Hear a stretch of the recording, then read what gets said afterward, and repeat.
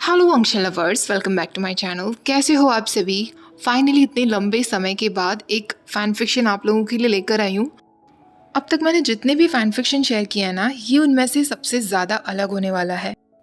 इस तरीके की स्टोरी मैं पहली बार शेयर कर रही हूँ। ये एक टॉक्सिक रिलेशनशिप होगी। इस स्टोरी में मैच्योर कंटेंट तो है ही है, साथ में सेक्सुअल थीम्स हैं, ड्रग यूज़ है। ये टिपिकल रोमांस वाली स्टोरी बिल्कुल भी नहीं है। ये बहुत ज़्यादा डार्क थीम पर बेस्ड एक फिक्शनल स्टोरी है। तो जिनको भी डार्क लांगवांग जी देखने में बहुत इंटरेस्ट था ना, मैंने आप लोगों से वोटिंग में पूछा था कि आप बैडास लांगवांग जी देखना चाहते हो या बैडास वुयिंग। तो सब लोग बैडास लांगवांग जी ही देखने वाले थे, जिनकी नज़र में लांगवांग जी की एक बहुत ही अच्छी वाली इमेज है, जो ऑफ कोर्स मेरी नज़र में भी है। इस फैन फिक्शन में शायद आपको लांगवांग जी थोड़ा अच्छा ना लगे, क्योंकि इसमें उसकी इमेज पूरी तरीके से डिफरेंट होगी। स्टोरी में आप देखोगे वुयिंग से पहले वांग जी के और भी काफ़ी रिलेशनशिप रह चुके हैं, तो प्लीज़ इस चीज़ से भी जिसको प्रॉब्लम है वो मत सुनना स्टोरी को।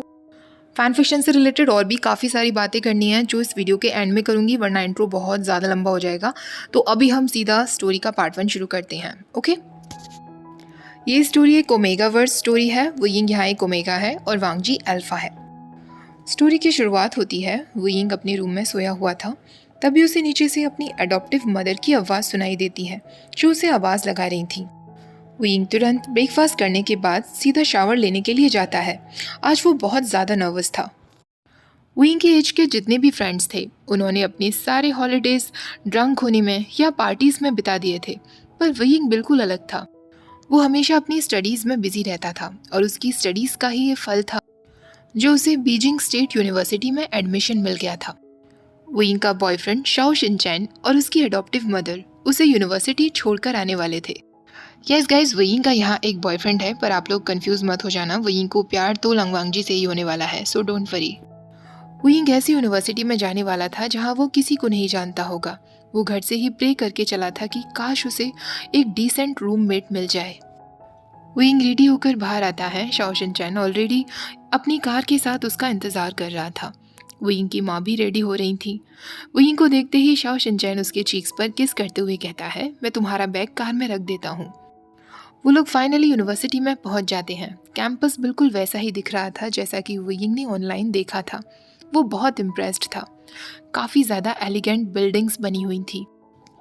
शुरुआत में तो वुयिंग को एक स्ट्रेंजर जैसा ही फील हो रहा था, पर उसे विश्वास था कि कुछ हफ्तों बाद ही उसे यहाँ काफ़ी कंफर्टेबल फील होगा और वो सब चीज़ से फेमिलियर हो जाएगा। वुयिंग की माँ और उसका बॉयफ्रेंड शाओ शिनचैन वुयिंग को उसके रूम तक छोड़ने के लिए आते हैं। जैसे ही वो लोग रूम तक पहुंचते हैं, रूम काफ़ी छोटा सा था, जिसमें 2 छोटे से बेड रखे हुए थे। वुयिंग की नज़र जैसे ही दूसरे बेड की तरफ वाली वॉल पर पड़ती है, वो शॉक्ड रह जाता है, क्योंकि पूरी वॉल म्यूजिक पोस्टर्स से कवर थी। बेड पर एक लड़का बैठा हुआ था जो अपने फ़ोन में गेम्स खेल रहा था। उसके हाथ पूरे टैटू से कवर्ड थे। वुयिंग को देखते ही वो अपना हाथ उसकी तरफ आगे बढ़ाते हुए कहता है, हेलो, मेरा नाम नी हुएसांग है। तुम ज़रूर मेरे न्यू रूममेट होंगे ना? वुयिंग भी नर्वसली उसकी तरफ हाथ आगे बढ़ाते हुए कहता है, हाय, मेरा नाम विभूषण है। हुएसांग हंसते हुए कहता है, बीजिंग यूनिवर्सिटी में तुम्हारा स्वागत है, जहाँ रूम भले ही छोटे हैं पर पार्टीज बहुत बड़ी बड़ी होती हैं। ऐसा कहकर वो हंसने लगता है। वुयिंग की अडॉप्टिव मदर और शाओ शिनचैन वुयिंग का सामान एडजस्ट करने में लग जाते हैं। तभी दरवाजे पर नॉक होता है। हुएसांग अंदर आने के लिए कह देता है। रूम में 2 लड़के अंदर चले आ रहे थे, जिनकी सेंट से पता चल रहा था कि वो अल्फा हैं। जिन्हें देखने के बाद वुयिंग की अडॉप्टिव मदर और उसका बॉयफ्रेंड दोनों ही अनकंफर्टेबल फील कर रहे थे। वो वुयिंग से चुपके से कहते हैं, इस यूनिवर्सिटी में इतना भी रूल नहीं है, ओमेगास के रूम में अल्फास कैसे आ सकते हैं? वुयिंग की मदर उससे कहती हैं, तुम यहाँ संभल कर रहना और अपने सैंड ब्लॉकर्स का इस्तेमाल करते रहना। 2 लड़के जो अंदर आए हुए थे, उनमें से एक तो बिल्कुल शांत था, पर दूसरा लड़का जिसका नाम येन झाओ था, वो वुयिंग की तरफ हाथ आगे बढ़ाते हुए कहता है, तुम हुएसांग के न्यू रूममेट हो ना? मेरा नाम येन झाओ है। घबराने की ज़रूरत नहीं है, तुम्हें यहाँ बहुत अच्छा लगेगा। ऐसा कहकर येन झाओ उसकी तरफ हंसने लगता है, पर वुयिंग की नज़र येन झाओ पर नहीं थी, बल्कि उस दूसरे पर्सन पर थी जो बिल्कुल शांत था। वो काफ़ी शांत था, दीवार के सहारे से खड़ा हुआ था। उसने ब्लैक कलर की टी शर्ट पहनी थी, उसकी आईब्रो पर एक मेटल रिंग थी और पूरी बॉडी टैटू से कवर्ड थी। विंग सोच रहा था कि शायद वो भी खुद को इंट्रोड्यूस करेगा, पर ऐसा वो बिल्कुल नहीं करता, बल्कि एनॉयंस में अपनी आंखें रोल करते हुए अपनी पॉकेट से अपना फ़ोन निकालकर वहीं खड़ा रहता है। विंग सोचने लगता है शायद वो उतना फ्रेंडली नहीं है। ह्वाइसांग वियिंग से कहता है तो हम बाद में मिलते हैं वियिंग, और वो तीनों रूम से बाहर चले जाते हैं। उन तीनों के जाने के बाद वियिंग की माँ वियिंग से कहती है हम तुम्हारे लिए दूसरा रूम ढूंढ रहे हैं। इस रूम में कभी भी अल्फाज आ सकते हैं, इस तरह तुम नहीं रह पाओगे वियिंग, आगे जाकर प्रॉब्लम्स हो सकती है। वियिंग कहता है मदर ऐसा कुछ नहीं होगा, आप मेरी परवाह मत करिए। वियिंग की अडॉप्टिव मदर यूजियान उसकी बहुत परवाह करती थी। एक एक्सीडेंट के चलते वियिंग के पेरेंट्स की डेथ हो गई थी, तब से यूजियान ने ही वियिंग को पाला है। वो वियिंग की बायोलॉजिकल मदर की बहुत अच्छी फ्रेंड थी। फाइनली वियिंग को सी ऑफ करके उसे गुड बाय बोलकर शाओ शिनचैन और उसकी माँ वहाँ से चले जाते हैं। अपने सामान को अच्छे से अनपैक कर लेने के बाद वियिंग बुरी तरह थक गया था। वो वहीं बेड पर लेट जाता है। लेटे लेटे शाम हो गई थी, पर ह्वाइसांग अभी तक वापस नहीं आया था। विंग सोच रहा था मुझे एक ऐसा रूममेट नहीं मिल सकता था जिसे बेड में रहना, रूम में रहना पसंद हो और पढ़ाई करना पसंद हो। विंग नेक्स्ट डे के लिए अपनी क्लास की तैयारी में लग जाता है और कब उसे नींद आ जाती है उसे पता ही नहीं चलता। अगली सुबह हो चुकी थी, पर ह्वाइसांग अभी तक रूम में नहीं था। विंग को बहुत मन था उससे दोस्ती आगे बढ़ाने का, पर अगर वो एक ऐसा लड़का है जिसे पार्टीज करना और रात भर बाहर रहना पसंद है तो शायद वियिंग उसका दोस्त नहीं बन पाता। वियिंग को शावर के लिए जाना था। सबसे ज़्यादा गुस्सा उसे इस बात पर आ रहा था कि हर रूम में सेपरेट शावर नहीं बने हुए थे। एक बड़ा सा शावर रूम बना हुआ था जिसमें सारे स्टूडेंट्स शावर के लिए जाते थे। फिलहाल तो वियिंग को ये कॉलेज लाइफ बहुत अजीब लग रही थी। वियिंग शावर लेते लेते ये सब सोच ही रहा था। उसे पता ही नहीं चलता कि कब उसका पैर टकराता है और उसके सारे कपड़े जो वो पहनने वाला था वो वेट फ्लोर पर गिर जाते हैं। उसके सारे कपड़े गीले हो चुके थे। उसे बहुत गुस्सा आ रहा था। वो जल्दी से अपनी बॉडी पर टॉवल रैप करता है और कपड़ों को हाथ में लिए शावर रूम से बाहर निकल जाता है। पर जैसे ही वो रूम में आता है उसकी आंखें खुली की खुली रह जाती हैं। रूम में ह्वाइसांग नहीं था, बल्कि वही लड़का जिसकी पूरी बॉडी पर टैटू थे। वो ह्वाइसांग के बेड पर लेटा हुआ था। वियिंग उसे देखकर कहता है ह्वाइसांग कहाँ है। वो लड़का उसे कोई जवाब नहीं देता, बल्कि तिरछी नज़रों से उसकी तरफ देखे जा रहा था। वियिंग एक बार फिर कहता है क्या तुमने सुना, मैंने पूछा ह्वाइसांग कहाँ है। फाइनली वो लड़का अपने एक्सप्रेशन लेस फेस के साथ कहता है मुझे नहीं पता। वियिंग मन में सोचने लगता है क्या इसे ठीक से बात करना नहीं आता, और ये यहाँ रूम में कर भी क्या रहा है। ये ह्वाइसांग का बेड है, क्या इसके पास अपना खुद का रूम नहीं है। तभी वो उससे कहता है क्या तुम प्लीज़ रूम से बाहर जाओगे, मुझे अपने कपड़े पहनने हैं। वो लड़का वियिंग से कहता है मुझे तुम्हें देखने में कोई इंटरेस्ट नहीं है, तो जो करना है करो, और फिर से अपने फ़ोन में लग जाता है। वियिंग को उस पर और गुस्सा आ रहा था। वो मन में सोचने लगता है ये सब कहने का क्या मतलब है, क्या मैं अगली हूँ। वो बिना उसकी तरफ देखे हुए अपने कपड़े जल्दी से पहन लेता है। वो लड़का वियिंग से कहता है तुम्हारा कपड़े पहनना हुआ या नहीं हुआ। वियिंग अब उससे कहता है क्या तुम्हें इतना डिसरेस्पेक्टफुल होने की ज़रूरत है, ये मेरा रूम है और तुम मुझे ही रूड कमेंट्स दे रहे हो, मैंने तुम्हारे साथ कुछ किया तक नहीं है। वियिंग ऐसा कहकर घूर घूर कर उसकी तरफ देखने लगता है। वियिंग को लग रहा था कि शायद अब तो कम से कम वो उससे माफ़ी मांगेगा, पर माफ़ी मांगना तो दूर की बात है। वो वियिंग के इस बात को सुनकर ज़ोर ज़ोर से हंसने लगता है। वियिंग को अब वो लड़का एक जर्क लग रहा था, एक कंप्लीट इडियट। वियिंग उस पर बिना कोई ध्यान दिए अपने काम में लग जाता है। तभी फाइनली दरवाज़ा खुलता है और ह्वाइसांग अंदर आता है। ह्वाइसांग कहता है सॉरी मैं लेट हो गया, मैं काफ़ी नशे में था। तभी उसकी नज़र अपने दोस्त लांगवांगजी पर पड़ती है। वो वियिंग से कहता है सॉरी वियिंग मैं तुम्हें बताना भूल गया, मेरा दोस्त लांगवांगजी यहाँ आने वाला था। वियिंग कहता है ह्वाइसांग तुम्हारा बॉयफ्रेंड बहुत रूड है। ये सुनने के बाद ह्वाइसांग ज़ोर ज़ोर से हंसने लगता है और वियिंग से कहता है ये मेरा बॉयफ्रेंड नहीं है, ये लांगवांगजी है, हम दोनों फ्रेंड्स हैं। सॉरी वियिंग, पर उसकी बात करने का थोड़ा यूनिक ही तरीका है। मैं समझ सकता हूँ वो एक रूड पर्सन है। वैसे मैं तुम्हें बताना भूल गया, आज रात को एक पार्टी होने वाली है विभूषण, तुम्हें हमारे साथ आना चाहिए। वियिंग कहता है सॉरी पर मुझे पार्टीज़ में जाना पसंद नहीं है और मुझे अपने रूम के लिए कुछ सामान भी लेकर आना है। वियिंग की नज़र वांगजी पर पड़ती है जो बिल्कुल ऐसे बिहेव कर रहा था जैसे रूम में उसके अलावा कोई और हो ही ना। वो अपने फ़ोन में लगा हुआ था। वुयिंग कहता है आज मुझे अपने बॉयफ्रेंड शाओ शिनचैन से वीडियो कॉल भी करनी है, इसलिए मैं नहीं जा पाऊंगा। ये बात सुनते ही वांग जी को बहुत ज़ोर से हंसी आ जाती है। वुयिंग सोचने लगता है इसका मतलब वो हमारी बातों पर ध्यान दे रहा है। ह्वेसांग कहता है आज सैटरडे है तो तुम्हें बाहर कोई बस नहीं मिलेगी। अगर तुम्हें सामान लेने जाना है तो क्यों ना वांग जी तुम्हें ले जाए। वांग जी क्या तुम प्लीज़ मेरे दोस्त को ले जाओगे। विभूषण आज रात की पार्टी में तो तुम्हें आना ही होगा, इसी तरह तो हम एक दूसरे को जान पाएंगे ना। वुयिंग ह्वेसांग से कहता है नहीं, उसकी कोई ज़रूरत नहीं होगी, मैं अपने आप चला जाऊंगा और पार्टीज़ में मैं सच में नहीं जाता हूँ। ये सुनकर वांग जी फुल सार्काज़म के साथ कहता है ओह सीरियसली, मैं तो मरा ही जा रहा था आज तुम्हारे साथ हैंग आउट करने के लिए। ह्वेसांग तुम भी किससे पूछ रहे हो, इसे देखकर ही लग रहा है कि ये पार्टीज़ में नहीं जाता होगा, तो छोड़ो इसे। ऐसा कहकर वो फिर से हंसने लगता है। वांग जी के इस सार्काज़म को देखकर वुयिंग को अब बहुत गुस्सा आ जाता है। वो ह्वेसांग से कहता है एक्चुअली आज मैं पार्टी में आऊँगा। ह्वेसांग कहता है यस, आज हम लोग बहुत मज़े करेंगे। लांगवांग जी के वहाँ से जाने के बाद वुयिंग ह्वेसांग से पूछता है पार्टी कहाँ है, क्या पार्टी वॉकिंग डिस्टेंस पर है। ह्वेसांग कहता है कि एक ग्रुप पार्टी होने वाली है, यहाँ पास ही में एक फ्लैट हाउस है, वहीं पर हम सब लोग जाएंगे। येनजाओ हमें पिक करने के लिए आने वाला है, तो जल्दी से रेडी हो जाओ।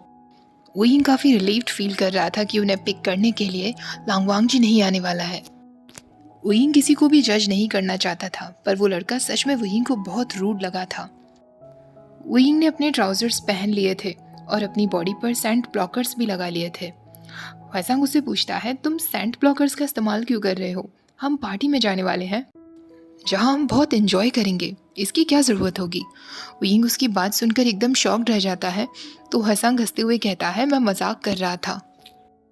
ह्वेसांग अपने बाल सेट कर रहा था, वो अपने लिप ग्लॉस लगा रहा था, तभी वो वुयिंग से पूछता है क्या तुम भी थोड़ा सा लिप ग्लॉस लगाना चाहोगे। वुयिंग उसे तुरंत मना कर देता है। ह्वेसांग हंसते हुए कहता है कोई बात नहीं, तभी येनजाओ वहां पहुंच जाता है। ह्वेसांग उसके चीक्स पर किस करता है। वो तीनों जैसे ही बाहर आते हैं, वुयिंग देखता है कि कार में लांगवांग जी था जो उनका इंतजार कर रहा था। वांग जी को देखकर वुयिंग को तुरंत गुस्सा आता है, पर अब वो पार्टी में जाने से मना नहीं कर सकता था। वांग जी वुयिंग की तरफ घूर घूर कर देख रहा था। वो लोग फाइनली उस लॉन में पहुंच जाते हैं जहां पार्टी होने वाली थी। वहां काफ़ी सारे स्टूडेंट्स थे, सबके हाथ में वाइन लगी हुई थी और सब काफ़ी ज़्यादा ड्रंक लग रहे थे। काफ़ी सारे लोग थे जो वांग जी के साथ हाथ मिला रहे थे। ह्वेसांग और येनजाओ आपस में बिजी हो गए थे। वुयिंग सोच रहा था शायद आज रात मैं यहाँ अपने कुछ फ्रेंड्स बना लूँगा। फ्लैट हाउस में जाने के बाद वुयिंग नोटिस करता है कि वांग जी गायब हो चुका था, वो पार्टी में नहीं था। एक स्टूडेंट आकर वुयिंग के हाथ में वाइन का ग्लास दे देता है, पर वुयिंग वाइन नहीं पीने वाला था। वो वहीं काउंटर पर रखकर अंदर जाने लगता है। काफ़ी देर तक पार्टी में एंजॉय करने के बाद फाइनली ह्वेसांग वुयिंग को अपने दोस्तों से मिलवाने के लिए लेकर आता है। काफ़ी सारे लोग साथ में बैठे हुए थे और वहीं राइट काउच पर वुयिंग को वांग जी भी बैठा दिखाई देता है, जो अभी भी उसकी तरफ ही देखे जा रहा था, पर वुयिंग उससे नजरें चुरा रहा था। ह्वेसांग के सारे फ्रेंड्स वुयिंग से हाथ मिलाते हैं, सब काफ़ी फ्रेंडली लग रहे थे, बस लांगवांग जी को छोड़कर। ह्वेसांग के फ्रेंड्स में एक लड़का था जो काफ़ी हैंडसम सा लग रहा था। वो अपना हाथ वुयिंग की तरफ आगे बढ़ाते हुए कहता है हाय, मेरा नाम ली शुआन है, तुम क्या स्टडी कर रहे हो। ली शुआन एक बीटा था। वुयिंग भी उसकी तरफ मुस्कुराते हुए कहता है हाय, मैं इंग्लिश मेजर पढ़ रहा हूँ। ली शुआन पूछता है क्या तुम ड्रिंक लेना चाहोगे। वुयिंग कहता है नहीं, मैं ड्रिंक नहीं करता। ह्वेसांग के उन दोस्तों में एक लड़की वांग लिंगजाओ थी, जो ये सुनकर हंसते हुए कहती है ह्वेसांग, ये लिटिल मिस को तुम पार्टी में क्यों लेकर आए हो। वांग लिंगजाओ काफ़ी ज़्यादा ड्रंक लग रही थी। उसके इस कमेंट को सुनकर वुयिंग को थोड़ा गुस्सा आ रहा था। वो ह्वेसांग से कहता है मैं ज़रा बाहर जा रहा हूँ। वुयिंग बाहर जाने के बाद अपने बॉयफ्रेंड शाओ शिनचैन को मैसेज करता है मैं तुम्हें मिस कर रहा हूँ, कॉलेज उतना भी फन नहीं है जितना मैंने सोचा था। शाओ शिनचैन का तुरंत उसे रिप्लाई आता है मैं भी तुम्हें मिस कर रहा हूँ वुयिंग, काश मैं वहाँ तुम्हारे साथ होता। तभी एक लड़का जो काफ़ी ज़्यादा ड्रंक था वो वहाँ से होकर गुजर रहा था। वो अपनी ड्रिंक वुयिंग के ऊपर गिरा देता है। वुयिंग कहता है शिट, आज की रात इससे ज़्यादा बुरी नहीं हो सकती थी। वो लड़का वुयिंग से सॉरी तक नहीं कहता और वहाँ से निकल जाता है। विंग अपने कपड़ों को क्लीन करने के लिए बाथरूम ढूंढने लगता है। वो जैसे ही एक रूम का दरवाज़ा खोलता है, जो वो अपनी आंखों के सामने देखता है उसकी आंखें खुली की खुली रह जाती हैं। वो एक बाथरूम नहीं था बल्कि किसी का रूम था। बेड पर वांगजी लेटा हुआ था और उसके ऊपर वही ड्रंक लड़की वांग लिंगजाओ बैठी हुई थी। और उन दोनों के बीच क्या चल रहा था किसी ब्लाइंड को भी साफ दिख जाता। वांग लिंगजाओ विंग को देखकर कहती है, क्या मैं तुम्हारी कोई मदद कर सकती हूँ? वांग जी का फेस अभी भी एक्सप्रेशन लेस था। वो बिल्कुल भी एम्बैरेस फील नहीं कर रहा था। विंग कहता है, सॉरी, मैं बाथरूम ढूंढ रहा था, मैं गलती से यहाँ आ गया। वांग लिंगजाओ अपनी आंखें रोल करते हुए कहती है, तो जाकर बाथरूम ढूंढो ना, यहाँ क्या कर रहे हो? और वो दरवाजे को बंद कर देती है। विंग को फाइनली एक बाथरूम मिल जाता है। वो अपने कपड़े क्लीन करते हुए बाहर आता है। तभी उसे ह्वेसांग दिखता है। ह्वेसांग उससे पूछता है, तो आज तुम्हें मज़ा आ रहा है या नहीं? विंग कहता है, ज़्यादा नहीं। ये पार्टी कब तक चलने वाली है ह्वेसांग? ह्वेसांग हंसते हुए कहता है, ये तो पूरी रात भर चलने वाली है। विंग कहता है, क्या मतलब? फिर हमें वापस रूम तक कौन छोड़ कर आएगा? ह्वेसांग कहता है, मैं तो रात भर यहाँ रुकने वाला हूँ, पर अगर तुम्हें जाना है तो मैं येन झाओ से कह देता हूँ, तुम उसकी कार लेकर चले जाओ। मैं और वो तो अभी काफ़ी ड्रंक हैं, तो हम तो ड्राइविंग नहीं कर सकते। वो यिंग, तुम्हें खुद मैनेज करना होगा, या फिर मैं लंगवांगजी से कह देता हूँ। वो यिंग कहता है, नहीं, उसकी कोई ज़रूरत नहीं है, मैं ड्राइविंग नहीं जानता हूँ ह्वेसांग, पर कोई बात नहीं, मैं आज रात यहाँ रुक जाऊँगा। विंग को ना चाहते हुए भी उस पार्टी में रुकना पड़ता है। 1 घंटा हो चुका था। विंग का अब सर चकरा रहा था। ह्वेसांग बुरी तरह ड्रंक हो गया था। विंग उसका हाथ पकड़ते हुए उसके बॉयफ्रेंड के पास तक लेकर आता है और येन झाओ से कहता है, ये बहुत ज़्यादा ड्रंक है, इसकी तबीयत खराब हो जाएगी। येन झाओ विंग से कहता है, हॉल में ऊपर जाकर एक रूम है, इसे वहाँ ले जाओ, वहाँ बेड होगा, वहाँ तुम दोनों आराम कर लेना। विंग उसे थैंक्स कहता है और ह्वेसांग को लेकर ऊपर बेडरूम में आ जाता है। विंग ह्वेसांग को बेड पर लिटा देता है। विंग की नज़र तुरंत बुक शेल्फ की तरफ जाती है, जहाँ काफ़ी सारी लिटरेचर बुक्स रखी हुई थी। विंग को भी बुक्स में बहुत इंटरेस्ट था। वो उनमें से एक बुक निकाल लेता है और वहाँ बैठकर रीड करने लगता है। तभी वहाँ रूम का दरवाज़ा खुलता है और लंगवांगजी एक तेज़ आवाज़ में उससे कहता है, तुम मेरे रूम में क्या कर रहे हो? विंग जब कोई जवाब नहीं देता तो वांगजी इस बार एक हार्श वॉइस में कहता है, मैंने पूछा तुम मेरे रूम में क्या कर रहे हो? विंग कहता है, येन झाओ ने कहा था ह्वेसांग को यहाँ लाने के लिए, वो काफ़ी ज़्यादा नशे में है। ये तुम्हारा रूम है, इसका मतलब ये फ्लैट हाउस तुम्हारा है? वांगजी कहता है, हाँ। तो विंग उस रूम से बाहर जाने लगता है। तभी वांगजी उसका हाथ पकड़ते हुए कहता है, इसे यहाँ से लेकर जाओ, ये मेरे रूम में नहीं सो सकता। विंग कहता है, क्यों? मुझे तो लगा था कि तुम दोनों फ्रेंड्स हो। वांगजी कहता है, हाँ हम फ्रेंड्स हैं, पर मेरे रूम में कोई नहीं आता।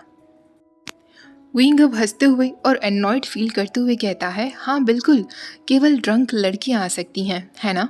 जो तुम्हारे साथ। इसके आगे विंग कुछ नहीं कह पाता। वांगजी उससे कहता है, पहली बात, वो मेरा रूम नहीं था, और दूसरी बात, क्या तुम जेलस फील कर रहे हो विभूषण? पर सॉरी, तुम मेरे टाइप के नहीं हो। विंग अपने हाथ में जोर से मुट्ठी बांध लेता है, क्योंकि इस वक्त उसे वांगजी पर बहुत गुस्सा आ रहा था। उसकी हिम्मत कैसे हुई ऐसा कहने की? पर एक तरफ ये सुनकर विंग की फीलिंग्स काफ़ी हर्ट भी हुई थी। वो वांगजी से कहता है, ठीक है, फिर तुम उसे किसी दूसरे रूम में ले जाओ, मैं कोई ना कोई तरीका ढूंढ लूँगा अपने रूम पर वापस जाने का। विंग रूम से बाहर निकल जाता है। उसकी आंखों से आंसू बह रहे थे। उसे खुद नहीं पता चला कि वांगजी के शब्दों का उसके ऊपर इतना असर क्यों हुआ। वो सोच रहा था कि काश वो पार्टी में ना आया होता तो अभी वो अपने रूम में आराम से स्टडी कर रहा होता, अपने बॉयफ्रेंड शाओ शिनचैन से बात कर रहा होता, मंडे क्लासेस की तैयारियां कर रहा होता। विंग को वापस जाने का रास्ता तक नहीं पता था। वो फिर से फ्रस्ट्रेटेड होते हुए ऊपर बाथरूम में आकर बैठ जाता है। उसकी आंखों से आंसू बह रहे थे। वो बुरी तरह अपने घर को मिस कर रहा था। तभी अचानक बाथरूम के दरवाजे पर नॉक होता है। विंग जल्दी से अपने आंसू पोंछता है और दरवाज़ा खोलता है। वहाँ सामने वांगजी खड़ा था। वांगजी उसका हाथ पकड़ने की कोशिश करता है, पर विंग अपना हाथ उससे छुड़ा देता है और उससे कहता है, मुझे टच मत करो। वांगजी कहता है, क्या तुम रो रहे थे? विंग उससे कहता है, प्लीज़ वांगजी, मुझे अकेला छोड़ दो। तुम्हें मुझे जो भी रूड कमेंट्स कहने हैं वो कल कहना, आज मुझ में हिम्मत नहीं है।